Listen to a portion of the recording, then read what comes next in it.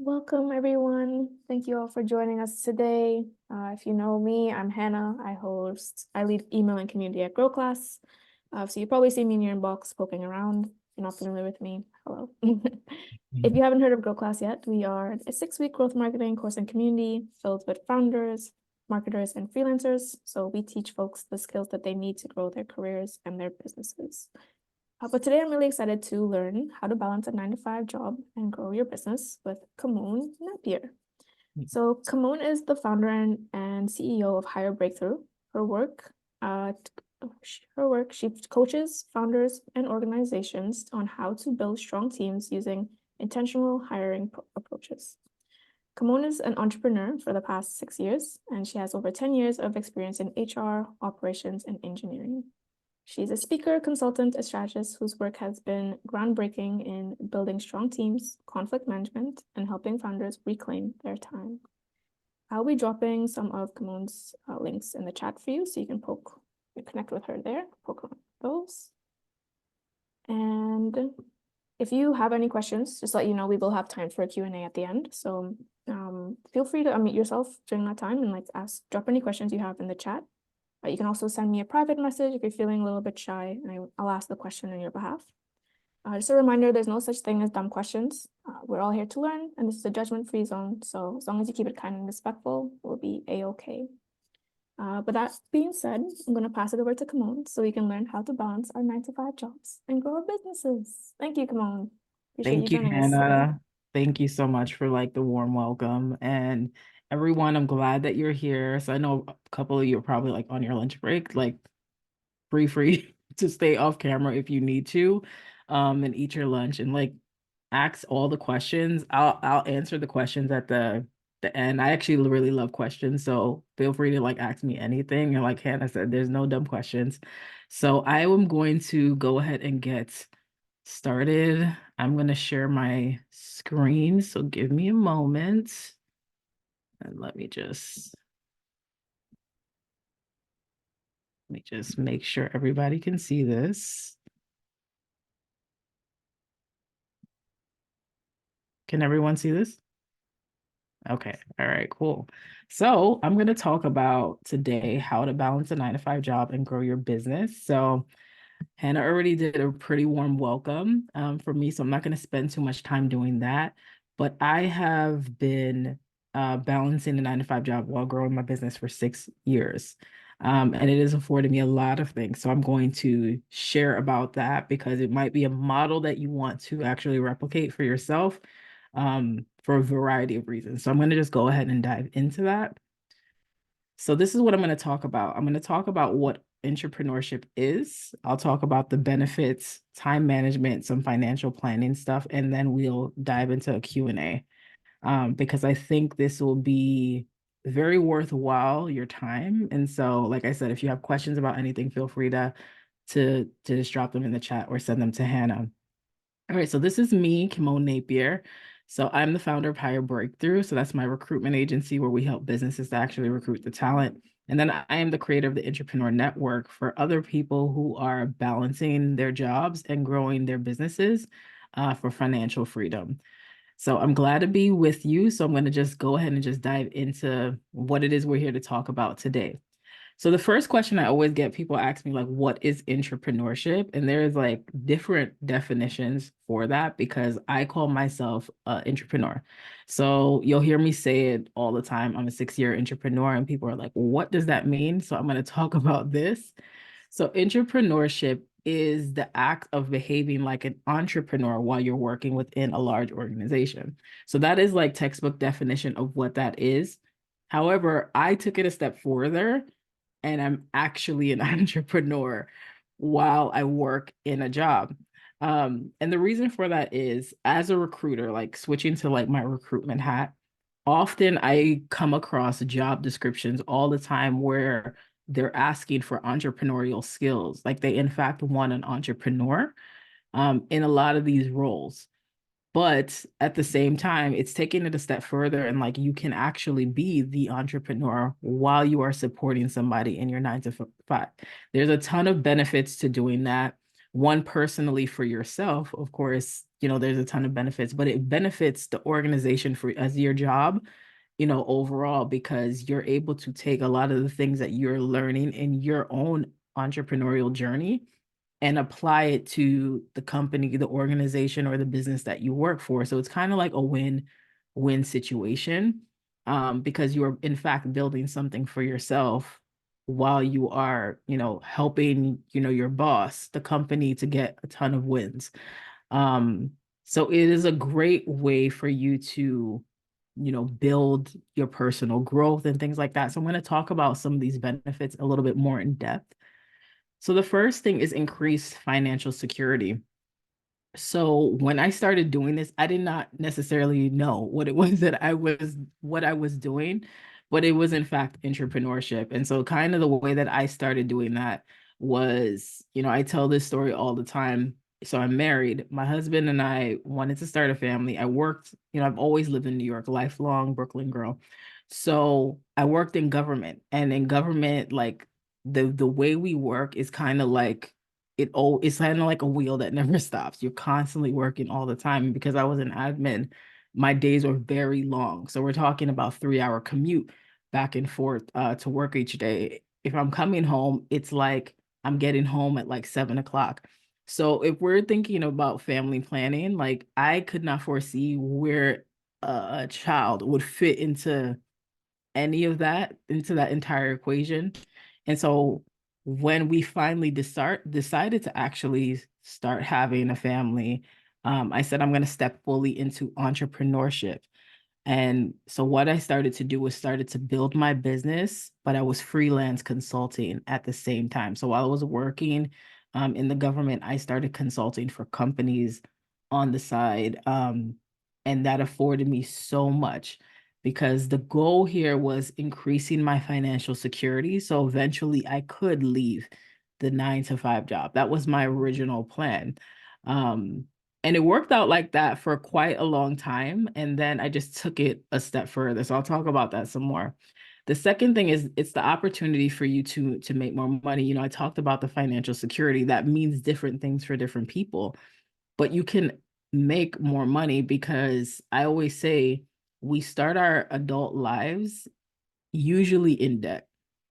And that might sound like, oh my gosh, like, but it's the honest truth, right? You go to college, you get the degree, maybe your family could not pay for everything for college, for your master's, for any advanced degrees that you might have. So you start your life with a lot with debt in some form. There might be credit card debt going on. You might have like loans, all these things going on. So it's the opportunity for you to actually make some more money, so you can actually pay down a lot of that stuff. You can start saving. You can start living the kind of life you want to live. Because I think with a lot of the things that's going on right now with inflation and stuff, people in fact need more money. Cost of living is just extremely high in so many places. So it's an opportunity for you to actually make more money while you are growing your business and you're working in your job. The third thing is, like I said, paying down debt. When you look at the numbers, right? They always talk about this $1 trillion deficit that we have here in the US.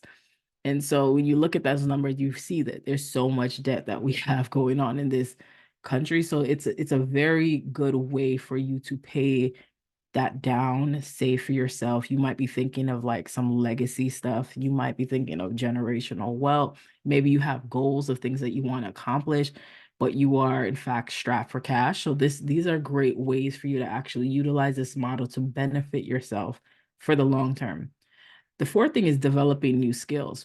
So the reason why I talk about developing new skills is because I learned a lot of things by utilizing both. I learned things, in the traditional job workforce, but I also learned a lot of things in entrepreneurship. I always say entrepreneurship is like an accelerated MBA, because you learn things so fast. You have to change, you have to pivot. There's a lot of things that goes into that.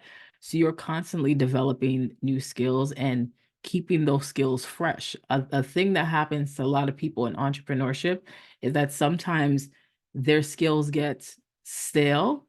And what I mean by that is, like, they started the business, they know this one way, but because they're not constantly developing that skill because they're not in the workforce or they're not being exposed to certain things, sometimes there's, that might go stale. So I know a lot of people who started marketing businesses, but because they're not constantly learning about that constantly all the time, some of the strategies that they're using are very outdated. That happens to a lot of people in different, avenues of work. So it's a way for you to also develop your skills and keep yourself fresh all the time.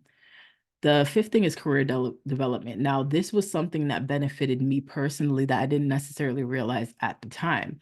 Um, I learned so much in entrepreneurship that it was so attractive to many businesses, many companies of all sizes, because they like the background that I have in working, in a corporate traditional workforce. But then the entrepreneurial skills is something that is not teachable. It's not teachable in the sense that you have to experience certain things. And so it made me very marketable, even on the job market, because companies really love that. Like, my way of thinking is very different from somebody who only has traditional 9 to 5, experience. I have both. And so it's helped me to develop and craft my career. I have a certain brand. People know me for certain things, because I've afforded myself both. And you can absolutely 100% do the same. The next thing is like also mitigating risk. So I say this to people oftentimes. There's a possibility anytime you work in a job that you can get laid off. We went through a pandemic, people got laid off, company goes through waves. You can get laid off, you can get terminated and stuff, right? Because here in the US, that can happen without any cause. So you can, get fired or terminated or laid off for, in fact, no reason. So, and it can put people in sticky financial situations, because yes, you can probably, you can file for unemployment. The unemployment rate that you'll get weekly varies from state to state. Here in New York, I believe it's like the max is like maybe $506 a week. And so who could live on that if that was to happen to you? So by you actually growing something for yourself, you're mitigating risk, because if that were in fact to happen, now you have your business to actually fall back on if that were to ever happen to you. Some people find themselves like they're constantly sitting down applying for hundreds of jobs when they land in those type of situations. But when you have your business and you're making money from the business, and you still want the job, there's nothing wrong with that, right? Right. This is what we're talking about. But when you have, the job, and you've lost it, now that you have your business to fall back on, and you do want to get another job, you have the time to actually focus and apply for things that you actually want. I find people in situations where they might just apply for a job just because they need to actually work to make a living. It's not, in fact, something that they actually want to do. And so if you have like that space where you're able to actually like apply for something, or even reach out to somebody and say like, hey, I don't know if you're hiring right now, but I'm interested in working for your company. You're able to do that because you've created a space for yourself in order for you to do that, where you're not necessarily worried so much about money. So it's a added benefit. And then the last one is generational wealth. I talked about this a little bit, but maybe you have children, maybe you're planning for children, but maybe you're just thinking about the future. It'll help you in that way. Maybe you want to plan for your retirement. Maybe you're thinking about just a long-term legacy, for your family. It'll afford that. Maybe you're building up your business because eventually, you might want to jump and leave your 9 to 5 in the future. That's completely possible as well. But you're starting to think of futuristic about what it is you want for yourself, and it'll be very helpful for you, utilizing entrepreneurship to actually really, really help you with that. And so I say to people, it is something that can be super beneficial for you in the long term, in the short term. So you might want to consider this, because it's going to give you leverage. You're going to have leverage. This is what people, if you work in a traditional 9 to 5 job, oftentimes we don't have the leverage. And when I say leverage, I mean, you're not in a situation where you're strapped financially. When we are worried about money, have a fear about money, or there's certain amounts of money coming into, our accounts every month, you have to think and operate in a certain way, maybe not in the way you truly want to operate.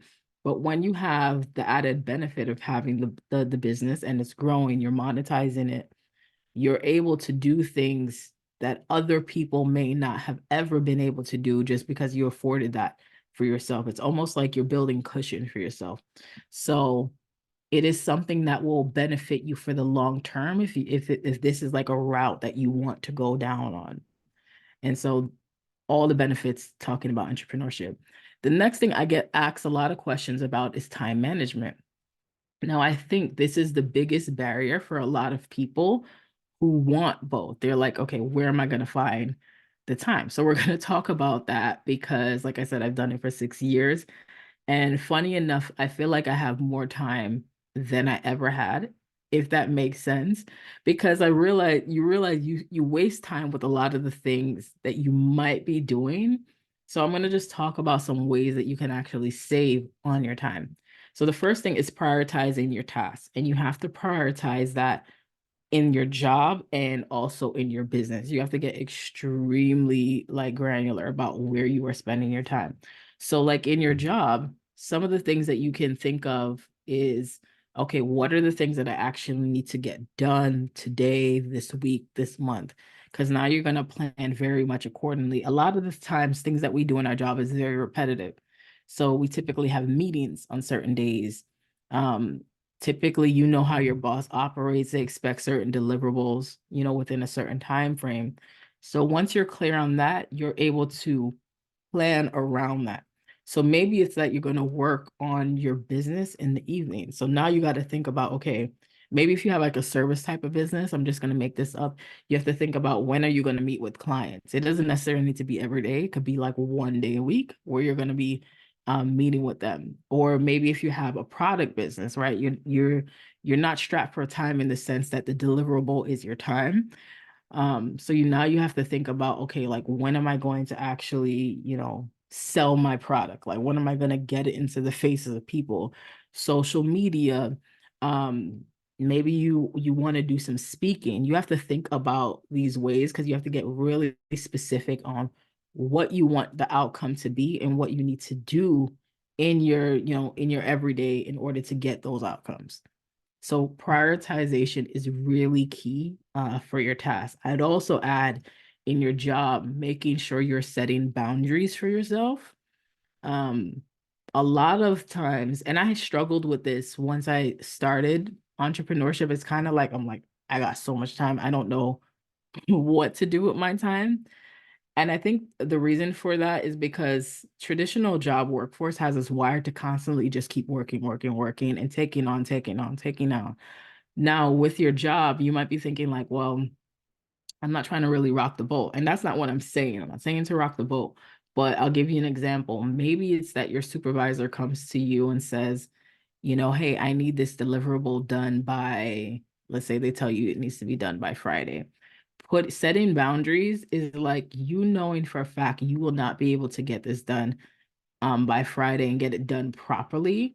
So setting a boundary would be something like, hey, I can get it done by Friday, but if you could give me until Monday or Tuesday, I would really be able to do a better job or, add this thing on to it. That's like setting a boundary in that way, because sometimes the way our supervisors or our bosses says something, we automatically think like, oh, that means like everything is urgent.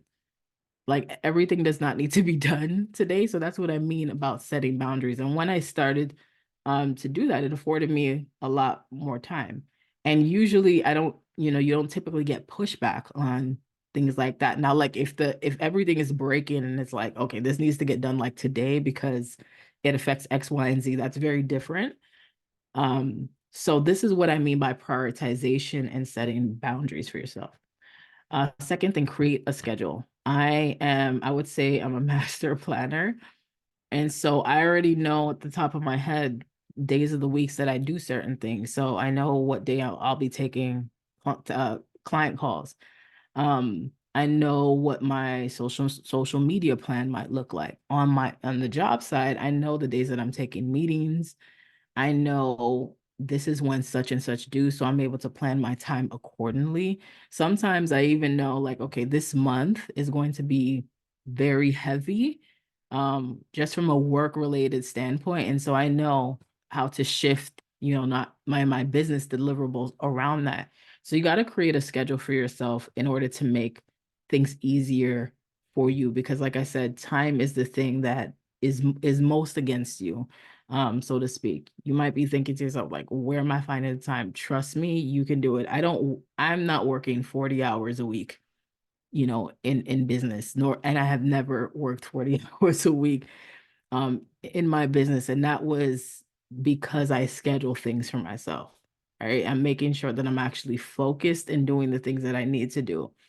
So I'm not sitting here constantly scrolling on social media all day. I'm being very specific with my time. So you can do the same. Third thing is time blocking. So let's say, for example, you meet with clients, and you know when you want to meet with clients and it works for you. Blocking off that time in order to do that. So like if it's like a 3 hour window, maybe 6, 7, 8 o'clock, I'm just going to make this up. And that's the time that you've accounted for to meet with your clients. You could just block that time in your schedule. Even taking it a step further, and at work, maybe you're in a position where, you might have to have meetings with people. Well, I only take meetings with people Tuesdays and Thursdays, and you're setting that boundary for yourself in order to make this work for you. Completely doable. But as you start to do this, you're going to know when your energy is at the highest and when you can actually work with people. And that will, in fact, help you around the time management piece. So time blocking, creating your schedule, prioritizing your tasks. The next thing is automation. Automation is going to be your very, very best friend. So I don't know if anybody remembers, but I know people still do this, but do you remember when people would primarily schedule meetings? Like they'll just send you like, hey, I'm available Monday, Wednesday, Friday between like, I'm just gonna make this up, 12 to 3 o'clock on these days. When are you available? And then something else might have taken the time slot. So then you have to go back to that person again.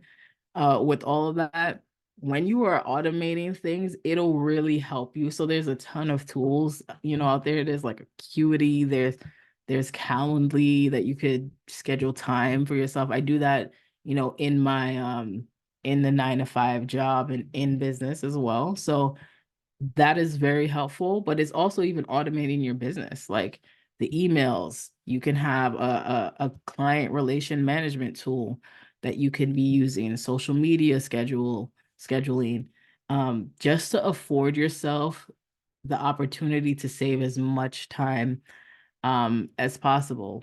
And so you have to think to yourself, what is it that's going to help make my life a little bit easier?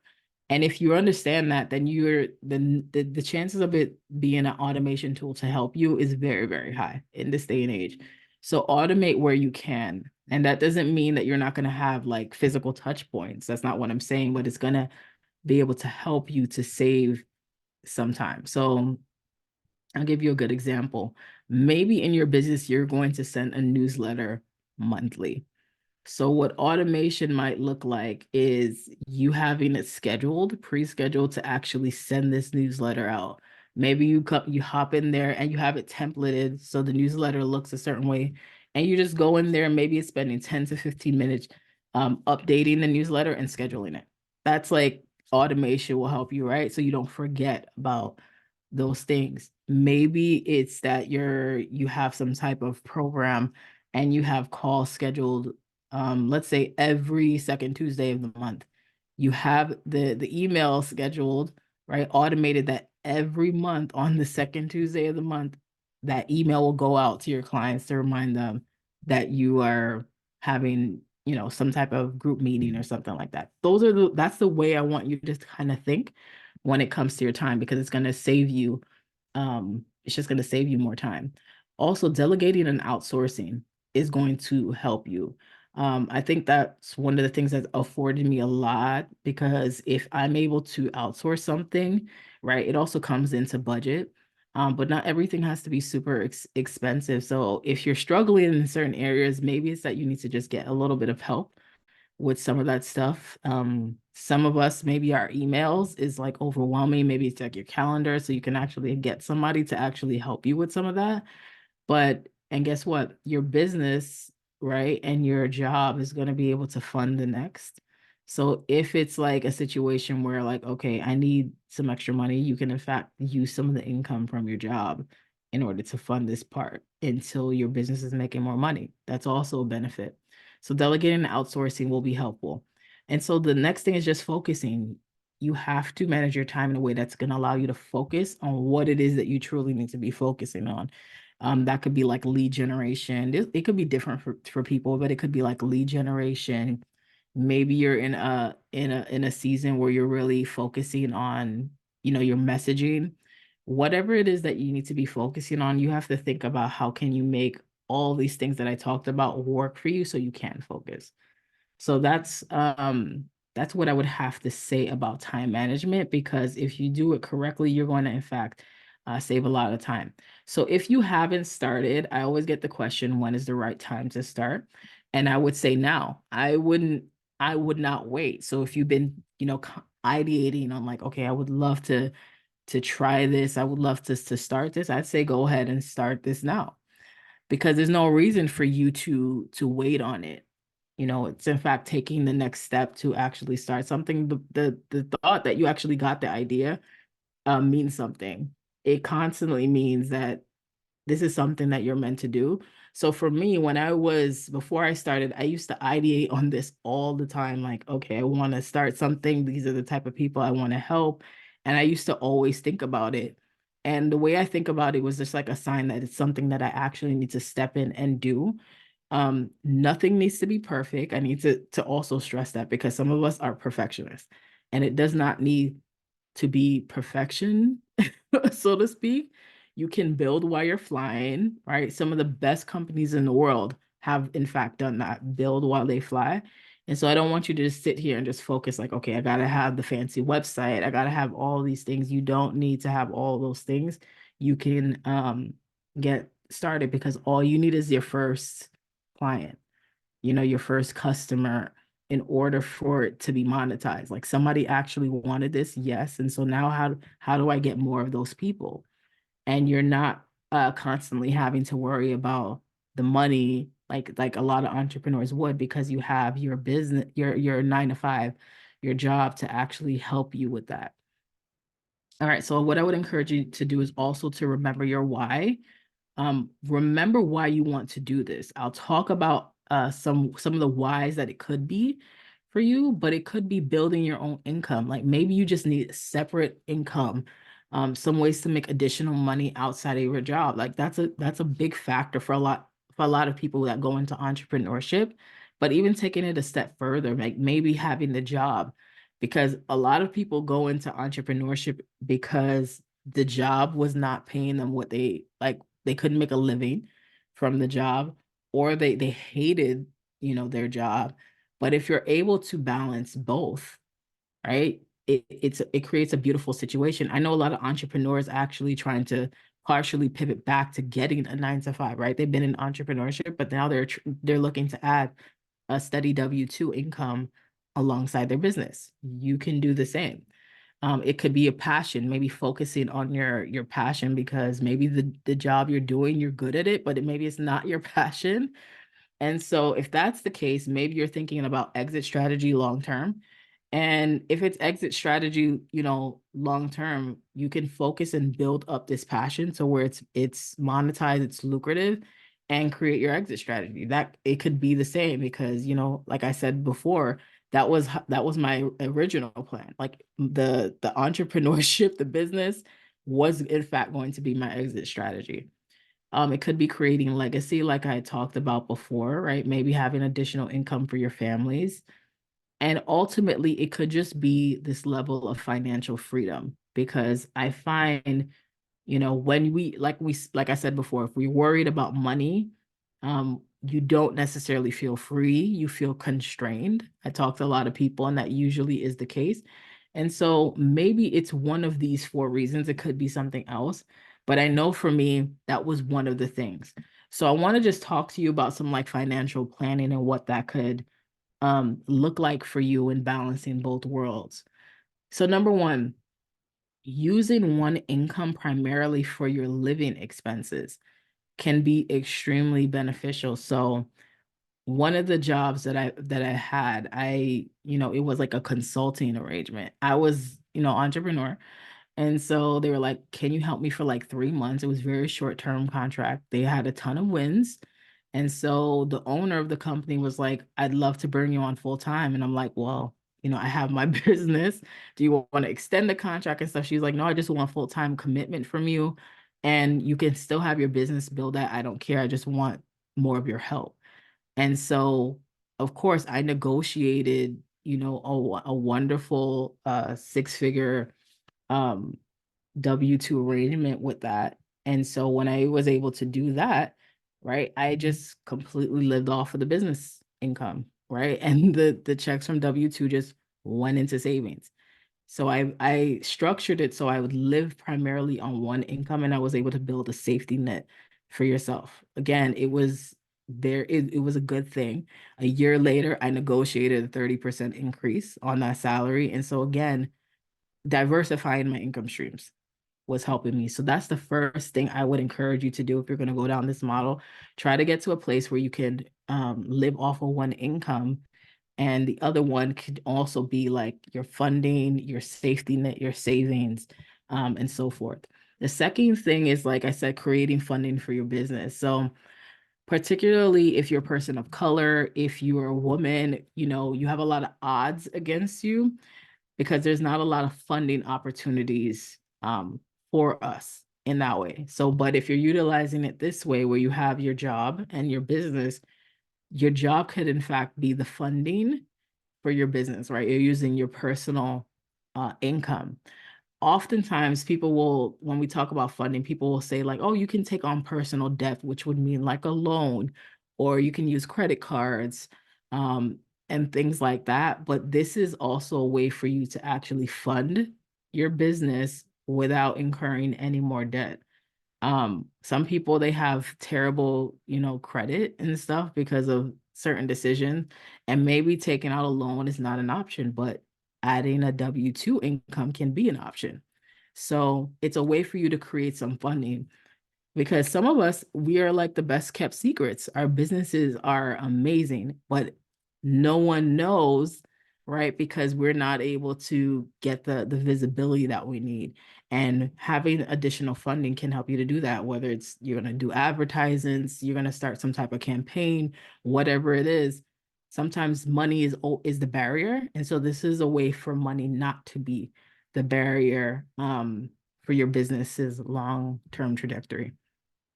The third thing is consider increasing your W-4 withholding. So if you in fact start the business, you're making money for your business. Right now, you're going to have to pay business taxes.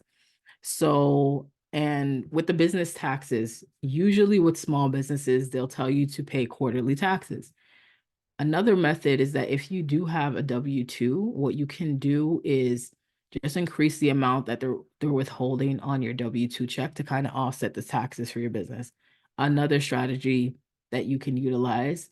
So for example, like, for me, have a family of four, but on the W-2, I still file zero because it takes out more taxes and it just offsets everything from a tax perspective on the business side. Again, something that you can utilize. Obviously, talk to like your CPA, your accountant about that, but it is in fact worth wonders. And I do not have to file quarterly taxes in doing that. I can still file, annually like everybody else. And so again, it's just another way to do financial planning in just a different light. So these are the three things I just want you to consider when you're thinking about financial planning utilizing this method. So then the next thing is that according to Consumer Price Index, right, CPI, inflation has been increasing by over 6% every year since 2022. And so when people hear that, they're just like, oh my gosh, like everything is expensive. I say this to people all the time. Like if I think about, like, for example, what I could buy with like $100, you know, in a grocery store in college versus now looks very, very different.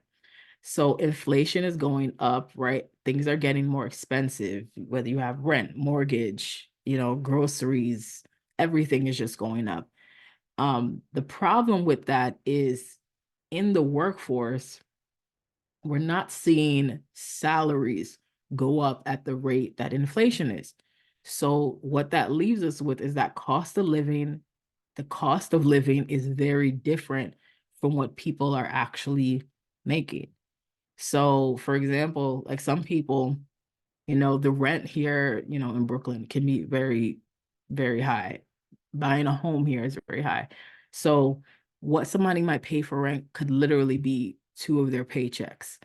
And that's what I mean with inflation. And so the way for you to actually live the way you want to live, you know, maybe you want to travel, maybe you're trying to, you know, buy a car, maybe you want to buy a home.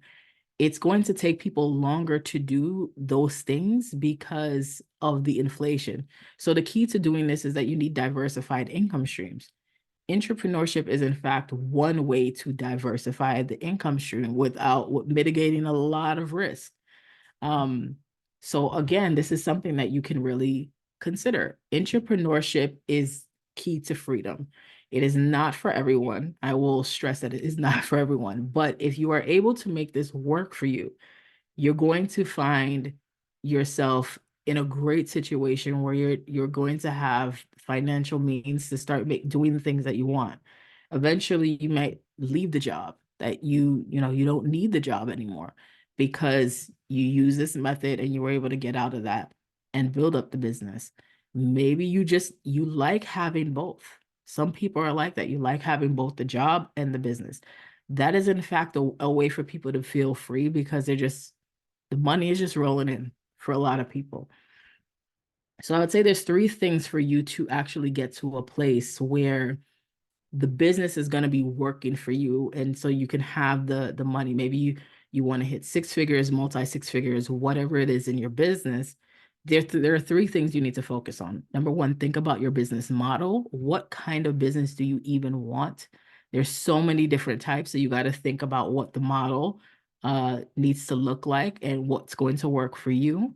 The second thing is your offers. What is it that you're going to be offering in business? Like, is it your time? Maybe it's some consulting, maybe it's a product, maybe it's a service.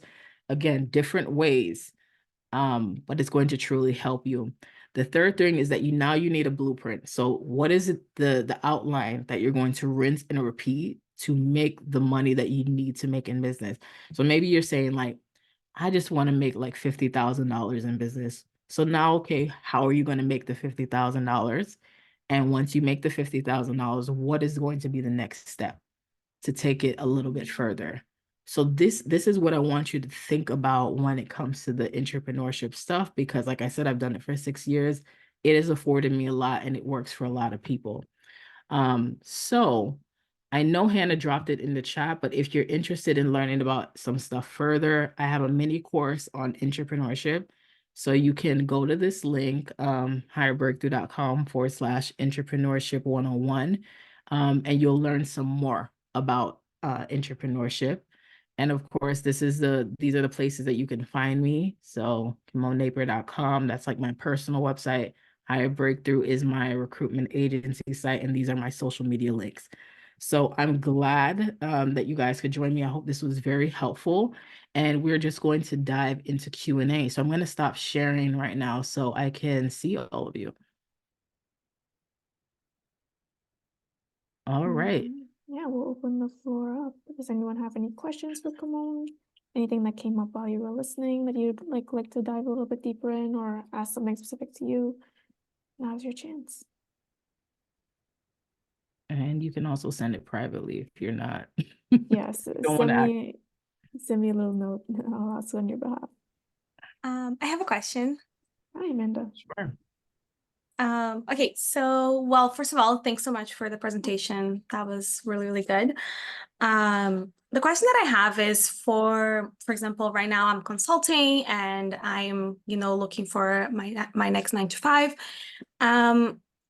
How do you find companies are in terms of knowing that you have something on the side?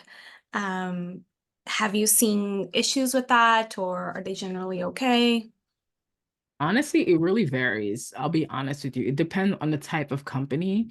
So for people who are looking, like you said, you're consulting. So like you're an entrepreneur, right? So now you're looking to like add the 9 to 5 back on. Yeah. What I find is that you need to get extremely specific about what kind of company you want to work for. So like I always say, I call them old-fashioned type of companies. Old-fashioned companies are just not going to understand us. They're just going to be like, they'll look. I was actually talking to a good friend about this, who is like he's a digital marketer. He's done all these amazing things, built companies, all that stuff.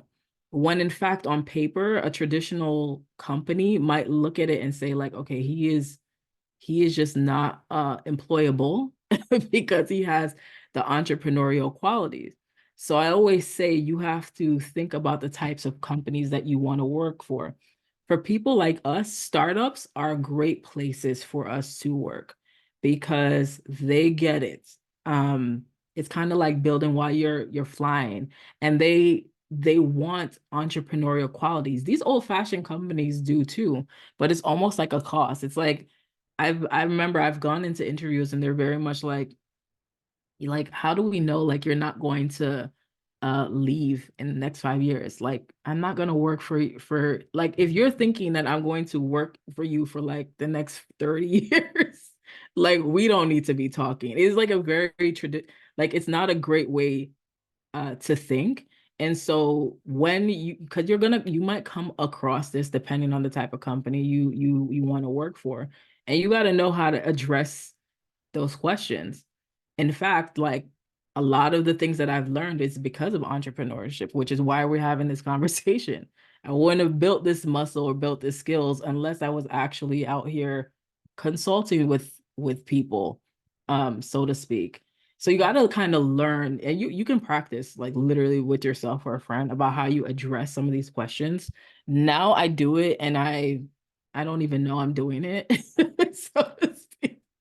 But like you have to kind of like build that muscle, because I know a lot of people, what they'll do sometimes we'll like hide like our secret sauce, or we don't want to like talk about like how amazing we are. They'll like brag on yourself because it's gonna make you stand out amongst the masses. Like you've in fact like built something for yourself and you can consult with companies without a job. Like you're not like normal people. You're in fact against the norm. So that's how I would approach it. Now, if you're not yet comfortable with that, you don't need to list it on your resume if you don't want to. Like you don't need to list like your company. You can in fact list the kind of like you could put a category on your resume where it says like consulting, and you can literally just talk about like the different places that you've consulted for. If you don't want to like go all in on that, that's okay too. Because if you're looking to work at like a traditional company, that might actually be like a little bit more what's the word I'm looking for, like acceptable their terms. But the fact that companies want to consult with you as a solo entity is something to be praised and to be bragged about, it not hidden. So that's just a way you can like step into that more comfortably. But like think about the type of companies you want to work for, or like brands that you love. Like maybe there's places that you would love to work and maybe they don't have a role, but also it's connections and relationships too. Like it's also networking, continue networking, but it's also having a conversation with people so you come top of mind when they are hiring for the kind of roles that you're looking for. Oh, I'm just looking in the chat. Katie will be sent. I think Hannah's going to send out a recording, so you'll be able to Yes, listen for to sure. everything. Thank you. You're welcome. Amanda, you had your hand up. Hi, yes, I did. Thank you. Okay, so my question kind of surrounds the balancing act between the 9 to 5, the extra stuff, the family life. One of the things I find as women, especially, we seem to be really susceptible to burnout. And I know balancing both can be really challenging. Like, obviously, you gave some great information, but have you ever had to deal with burnout from having to do both 9 to 5 and also being an entrepreneur? That's a good question. It was opposite for me. I dealt with burnout when I was like in full-time entrepreneurship, which is funny. Like I laugh about it now, but it was not like I wasn't laughing when I experienced it. It's because when I started entrepreneurship, I don't know if you guys have seen this. It was like everybody was like hustle and grind, and you got to put your all in. It was very much like that kind of culture. And I'm like, this is not going to work for me. When in fact, like now that I know what I know, a lot of the people that I used to, hear talking about this, like were in like arrangements where they like living in their parents' basement rent free. Like our circumstances were just not the same. So I was very burnt out thinking like I had to do all of these, do all these things. When what it had to be is that I had to make it work for myself. So when I talked about like the prioritization, I used to make literally, I still do it, but I make a list of things like this is what I need to focus on. You got to figure out what works for you, whether it's on like a daily basis, weekly, or monthly, and like diving into those things. I'm also a mom. I have 2 kids that are under the age of 5, so I've got small children. And so I've also planned things in a way where if something were to arise with, my home life and one of my kids, that I'm able to pivot in those ways. And it's literally setting boundaries. So like, on the work side, if something comes up with your child, like, look, this is what's happening. I need to attend to my child. I'll keep you abreast of any updates, because I find before it was very much like sometimes you feel nervous to say certain things, but it's like I'm actually like a human being and I got stuff that's going on right now. It's like how I address things. On the business side, I've structured the business to work around my family because I'm always very much like family first. So I structured the business to work around that to support me so I don't get burned out. So it's also thinking like, okay, what are the ways you like to work or you can work, right? It might look very different for you in this season of life versus like a year ago. Cause right, we go through like seasonal changes in life. So think about how you want to work with people. Maybe you can't work with people one-on-one because it's just not going to work for you, but you could have something in a group arrangement. You can maybe have days that you're working with people. So there's different ways for you to do it. You just have to figure out what's going to work specifically for you so you don't get burned out. I would stress don't build, and that's why I talked about the business model. So you don't build something that you realize like you hate in like a year. I don't know if any of you have noticed, but there's been a lot of businesses that closed in 2023. And when I look at the emails that people send, they just hated what they built. And so build the way you like to work, and that's going to give you the most energy. And so you can, structure it around your family life is what I would encourage you to do, because that's what I've done. And it's afforded me a lot.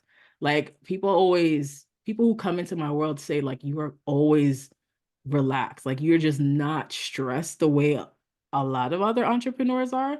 But that's because I did it differently. Like I built the business around what I wanted my life to look like. And that's so I don't get burnt out, because I've been in burnout. It is not a good place to be. And it's like I refuse to like go back to that place. So that's what I would encourage you to do, because it's just going to afford you honestly more peace of mind if you do it that way.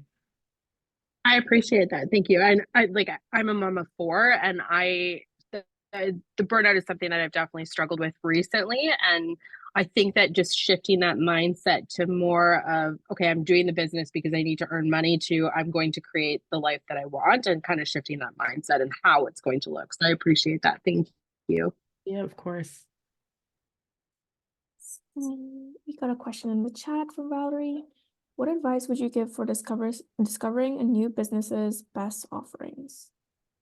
What do you mean by a new business's best offers? Like your best offer or like what it is you want to offer, if you could like talk about that more. Are Or you if you able can't. to turn your mic on, Valerie? Might have stepped away. Yeah, possibly. I don't really, hi, thank you so Yeah. much. I loved the presentation, and I'm hoping to enter the world basically of entrepreneurship, and don't even have a product offering. So yeah, very open, very, very open question. So any advice is very welcome. Okay. If you're trying to get into the world of entrepreneurship, I would actually start with what are you actually good at doing? So that's like the first question. What are you good at doing? What would you do? Like, what would you do for free? Like, if you could do it. And so when I started, I asked myself those two questions, because I also, I'm very much a person that I like, and I encourage people to work around like their passion, because it doesn't feel like you're working. Ask yourself those questions. It'll get easier for you to ideate on what the offer could be. Also, don't force it too, because I find when I first started, like before I started, I used to say like, I want to have a business, but I don't know what kind of business that I would have. And so I was like forcing my mind to like push me in a certain direction. And I would get so frustrated with myself, like, why can't I figure that out? And then you would be surprised that literally the best things come to me sometimes when I'm not doing anything. I kid you not, like when I'm literally like laying there, or I might be going for a walk, I get the best ideas. And so one day I just thought about it, and I'm like, because for me, coming from an HR background, there's so many assets of HR. And it's like, it is so tiresome to keep up with all of them. So I thought to myself, I was like, what is the one part of it that I actually really love? I always love the recruitment part, right? Because I love meeting people.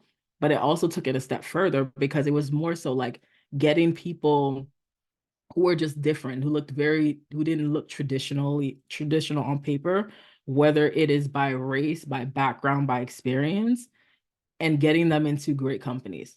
And I said, I would love to build a business like that. And that was kind of like light bulb in my head. So it's kind of like, ask yourself those questions, because then it'll become easier for you to pinpoint. Another thing you can do is like people that you work with, you can literally go back to them and ask them like, what did you enjoy about the most about working with me? You will be surprised by some of the things that people will say about you. And that can also ideate some ideas about like, oh, like people really like this aspect of working with me. Like maybe that's something for me to explore a little further. So I would start there, because it'll become easier for you to actually pinpoint on like what it is you want to do, and then you can structure the offers. So helpful. Thank you. You're welcome. I'm not 100% sure. Oh, it was your question. Okay. I thought it was Katie. But Katie, if you have questions, feel free to ask. Yeah, we'll open up the floor another time. Any more questions? Yeah, so like I had one question, more or less like alike with the previous one, as that previous ones I currently figuring out if I will have a probability, like possibility to bring the product from my home country here, how to manage all this workflow, because I'm the only one person here interested in that. So definitely no opportunity to add team members or like hire anyone to help. And they have no entrepreneur background, and currently very into job hunting for the 9 to 5 ordinary work. So I'm trying to figure out this process and this, and like how to keep in mind like, okay, I have life except from this. And yeah, so it's just for me to understand better how to prioritize the time, like time management between these both, because like job hunting takes time and I doesn't earn any money from that, obviously. And establishing the business here also takes a lot of time and doesn't earn like anything from that. So yeah, it's a Yeah, so process. yeah, it is a process. The business that you're looking to move over here to the US, is it a product business or is it service? Is it a product? It's a product business. So I'd say, so you have to, time is your worst enemy right now, as it is for probably most of us. So I would say every week, give yourself, if you say like, okay, I'm going to apply for 10 jobs this week, like almost giving yourself a number so you're not focusing so much, because I don't want you to sit here and spend like, I don't know, 25 hours a week just applying for jobs. That's not necessary. But think about, again, like I had said before, like also start to think about specific companies so it's easier for you to target where you want to work is also helpful. You can also save jobs. I don't know how you're applying for jobs, but you can also save them. I used to put them up in a spreadsheet and I'll set aside like an hour and I'll be like, okay, this is the time that I'm going to literally use to apply for these jobs. You can do it that way. You can reach out to people. So get specific on how much time you want to spend on applying for jobs.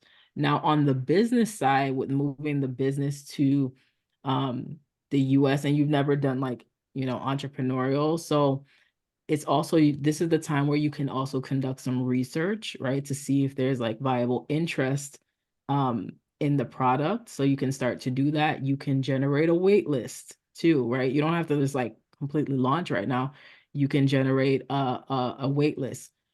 Also putting out content about topics like related to this product is going to just make it easier for when you do launch the products, almost like you're generating interest. It's going to help you. And you don't need to do it for a long time because when you do get the job, which you will get eventually, you can also set aside some money so you can actually like, I don't know if you have to do some product development and things like you have to do over there. You can start to do that, right? Because you have some income coming in to help you to do that. I don't know if it's a product where you're looking to eventually get some funding, but I would also start looking at things like that. Like maybe it's like you'll go into an accelerator to actually help you to develop said product. It also could be like applying for some grants, right? Maybe you'll like actually like, I don't know if you've already established it as a business in the US legally, but it's also like you can also go that avenue, right? To get some more exposure there. So I would say focus on those things first to make this a little bit easier, because when you are an entrepreneur, sometimes we have, I'll call it like ADHD brain, like our mind can go like this. But like if you focus and you like you get specific about like what you have to do, it makes it a little bit easier. So I'd start there first. Thank you. Thank you for the clarity. Yeah, I Sure. try to. Yeah, thanks. Of course. Erwin, I Right, think cool. you had your hand up, but I don't know if you did. I know we only have a a shorter time, but I really thank you for that presentation. I'm coming at this from the being freelance, and I hadn't even really considered your sort of approach of adding on a W-2 sort of to my income stream. And the where my mind goes to immediately is like you had mentioned before, as an entrepreneur, like I already have like 1,000 million things I want to do, and my mind goes to where am I gonna fit this? Where am I gonna fit this? And I understand it from like the money part, right? Like it's good, it's stable, it can sort of help me bootstrap the things I want to do. It's another way to sort of keep my leg in sort of the industry and actually do things that that'll keep my skills sort of in practice. But I guess for me it's figuring out, okay, if I'm going to be devoting more time to this rather than sort of what I'm trying to do on as an entrepreneur, how do I, or maybe you can speak to your experience if you did experience it, like how do you go about with downsizing that part of your business? Does that make sense? Like, because Yeah. it's the pie is the same size, did you wrestle with that at all? Or if you did, how did you manage to carve out that time for the W-2? Yeah, that's a good question. So when I started in the recruitment business and people would come to me for it, it would just be me. Like that's how I started at first. It would just literally be me, solo recruiter doing it all. And so remember, like this, I didn't actually decide it. It kind of just happened. Like somebody just came to me with like, would you be interested in this? So it wasn't like something I was actually actively thinking about it. It was like an opportunity and I just marketed on the opportunity. So what I did was that's why I say business model is also very important. So I don't know like how your business is structured and the way you work with people. But for me, I literally delegated and outsourced was the way I went. So I started to build up on the team end. Again, it doesn't have to be like I'm gonna hire somebody full-time or part-time. I hired people who are consultants. I also brought on people I trusted. So people like one of the very first people that I hired to help me with some of the work was somebody I actually worked with in my in my 9 to 5, not the one I currently have, but one previously to actually help me because you'd be just surprised at the amount of people that you know. So I was putting out feelers, and she was in fact very interested. So I had her helping me in the business. So she was a independent consultant on the business side, and it just freed up more of my time for the 9 to 5, right? Because there's certain commitments that I had to do there.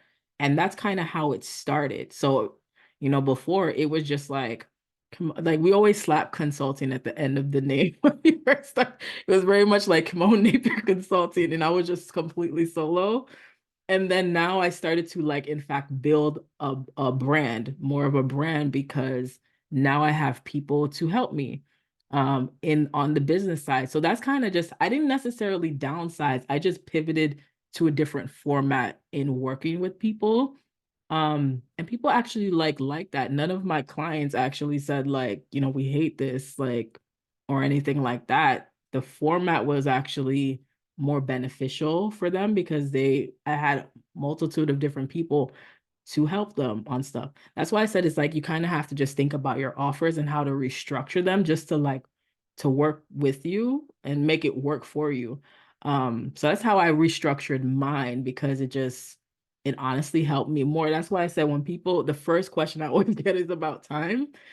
And I actually like work less than I've ever have doing either full time. Like literally, it sounds really weird, but it's the honest truth. And it's just afforded me a lot. I think it's doable for you. What kind of offers do you have?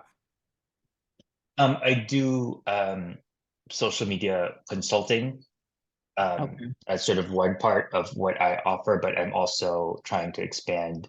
I'm a visual artist as well. I do like illustrations, and Okay. and I think that's where I was getting hung up is that has right now is coming from me, right? There's like a finite amount of time. It's things that I have to create by hand. But I hadn't thought about the outsourcing and the delegating of any of that really. I'm thinking now of social media sort of production and content production that easily is something that I can think about, coming up with a plan for that can be like delegated. But Yeah. yeah, no, you're giving me plenty of ideas. Thank you so much. This has been wonderful. Thank you so much. Of course. And like hearing your answer about what you do, you can definitely, if you're looking to actually bring on additional help, that is very easy for you to do. I think it's very, for people who do services, it can it's hard for us to think like, because we are in fact the service, but there are other people out there that can do what you do, or you can actually train them in what it is and to do it the way that you do it so they can help you, right? They're making some money. They're also like growing that muscle, right? They're gaining some more skills. So if you want to add the 9 to 5, you can in fact do that. Variable is doable for you for the business you have. All right, crew. Thank you all so much for staying beyond the hour, and thank you all for your great questions as well. Kimone, thank you for sharing your expertise with us today and answering everyone's questions, giving everyone a new perspective of how to think about balancing their job and entrepreneurship. Appreciate that. I will drop all the links one more time in the chat for everyone so that you know this was all recorded. So I will be in your inboxes soon with the recording for you if you missed anything. Otherwise, thank you all for coming today. Great to see your faces, and I'll see you all next time. Have a Thanks, great day, everyone. everyone. Bye. Bye-bye.